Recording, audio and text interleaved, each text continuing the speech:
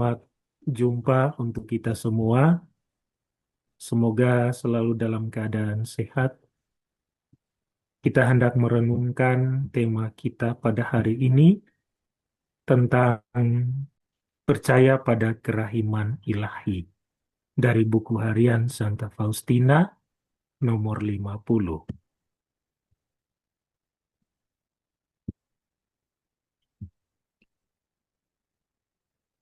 Mengawali tema renungan ini, mari kita renungkan sejenak ungkapan berikut. Kasih yang paling menderita bukanlah kasih yang ditolak, melainkan kasih yang tidak dipercaya. Kasih yang paling menderita bukanlah kasih yang ditolak, melainkan kasih yang tidak dipercaya. Sejenak kita melihat kutipan dari buku harian nomor 50. Aku menginginkan agar para imam mewartakan belas kasihku yang agung ini kepada jiwa-jiwa orang berdosa. Janganlah orang berdosa takut untuk mendekatiku. Api belas kasih membakarku, menuntut untuk dicurahkan. Aku ingin mencurahkannya kepada jiwa-jiwa ini. Yesus mengeluh kepadaku dengan kata-kata ini. Ketidakpercayaan dari jiwa-jiwa merobek batinku. Ketidakpercayaan dari jiwa yang terpilih menyebabkanku lebih sakit lagi. Meskipun kasihku tak habis-habisnya bagi mereka, mereka tidak mempercayaiku. Bahkan kematianku pun tidak cukup bagi mereka. Celakalah jiwa yang menyalahgunakan karunia-karunia ini. Kita melihat sejenak konteks rohani dari apa yang didengarkan oleh Santa Faustina. Pertama, ini adalah kata-kata Yesus sendiri ketika dia berbicara kepada Santa Faustina. Dan pesan ini bukan hanya untuk imam, tapi bagi seluruh gereja. Inti dari pesan ini adalah kepercayaan kepada kerahiman Allah. Ungkapan ini dikatakan kepada Santa Faustina, dia mendengarnya secara rohani. Dan pesan ini bukan hanya untuk imam, tapi untuk seluruh gereja. Karena imam bukan pemilik kerahiman ilahi. Ia hanyalah tangan yang dipilih Kristus agar belas kasih Allah menjangkau semua manusia. Dan inti pesannya adalah ajakan untuk percaya kepada kerahiman Allah. Mengapa kita dituntut untuk harus percaya pada kerahiman Allah? Karena kita mengalami sesuatu yang disebut sebagai luka ketidakpercayaan. Luka ketidakpercayaan ini bukan sekedar luka, tetapi memiliki dampak yang besar yang membuat manusia kehilangan rahmat karena tidak mau mendekati Tuhan yang punya begitu banyak kelimpahan kerahiman. Di sini kita akan melihat dua perbandingan antara ketidakpercayaan dan kepercayaan. Pertama, ketidakpercayaan itu menutup hati. Dan hati yang tertutup tentu sulit untuk merasakan kasih. Sulit untuk merasa tergugah, sulit untuk merasakan apa yang dialami oleh orang lain. Tapi kepercayaan itu membuka hati.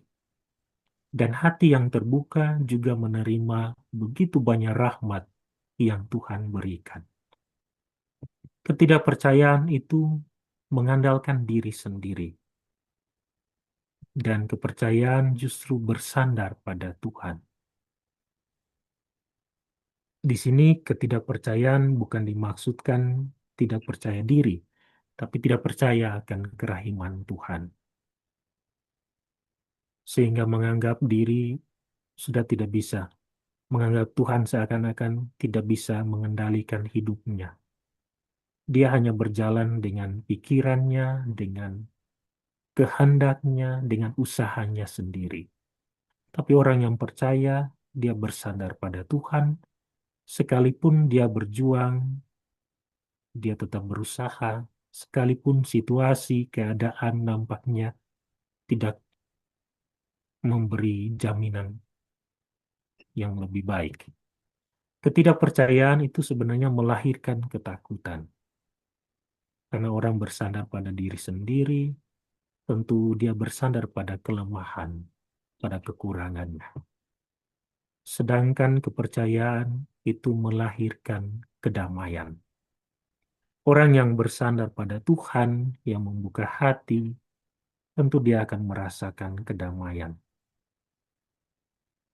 Dan satu hal yang penting juga, ketakutan itu berkaitan dengan kesalahan. Orang melakukan kesalahan atau orang berada di tempat yang salah, pasti dia akan merasa takut. Sedangkan kedamaian itu berkaitan dengan kebenaran. Orang yang melakukan hal yang benar, dia akan merasa damai. Orang yang berada di tempat yang benar, dia akan merasa damai.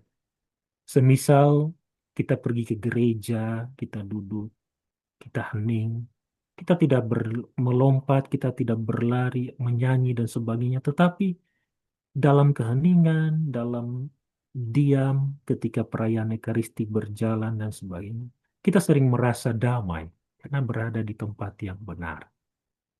Inilah juga yang menjadi pegangan bagaimana orang menemukan Tuhan ketika dia datang ke gereja, karena dia berada di tempat yang benar. Ini juga berkaitan dengan situasi batin, disposisi batin. Kalau datang tapi dengan disposisi batin yang tidak benar, yang tidak tepat, pasti juga orang tidak merasakan kedamaian. Yang kedua, ketidakpercayaan membuat kasih tidak diterima. Ada banyak orang yang menolak rahmat dan berkat Tuhan karena tidak percaya. Bahkan mereka menolak kebaikan dari orang lain dan sebagainya. Tetapi kepercayaan justru membiarkan kasih menyembuhkan. Dan kerahiman Allah adalah kesembuhan atas dosa-dosa manusia yang seringkali tidak disadari oleh manusia. Kita lihat di dalam Injil Markus bab 5 ayat 36, Yesus menegaskan tentang pentingnya kita percaya. Dan di sini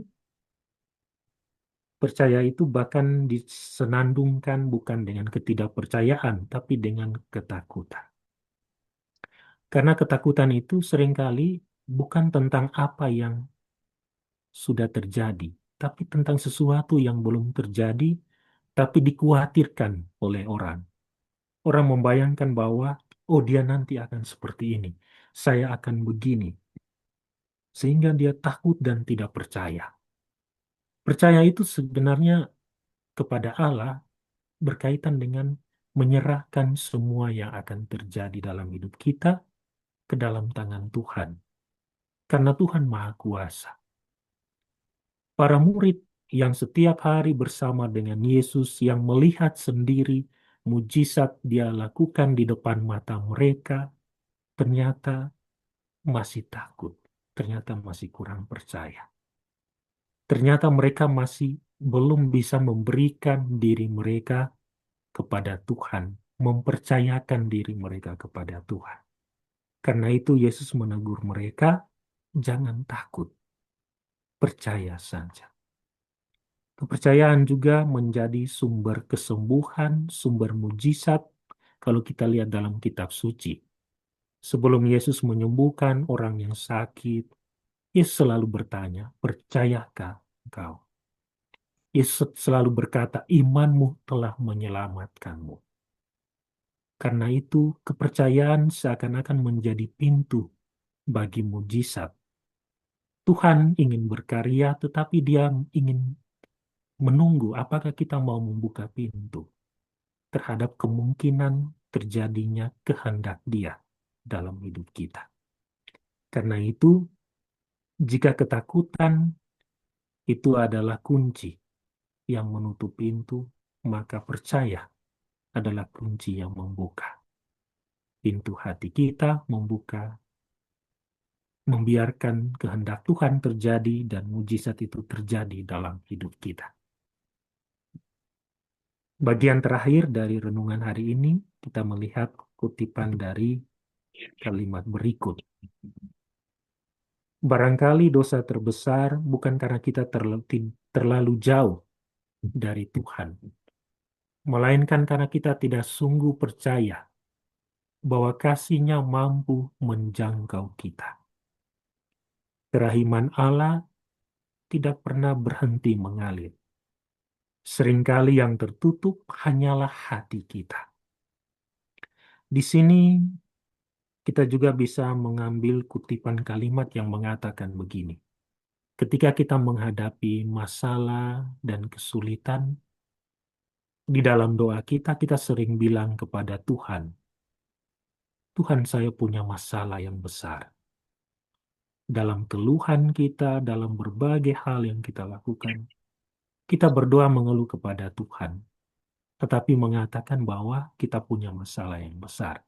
Padahal di hadapan Tuhan sebenarnya kita mengatakan kepada masalah itu, saya punya Tuhan yang maha besar. Saya punya Allah yang maha kuasa. Sehingga di situ kita membalikkan keadaan. Bukan lagi mengeluh kepada Tuhan tentang masalah kita, tentang kesulitan kita, tetapi mengatakan kepada masalah dan kesulitan itu bahwa engkau tidak bisa mengambil kedamaian saya. Engkau tidak bisa mengambil iman dan percaya saya.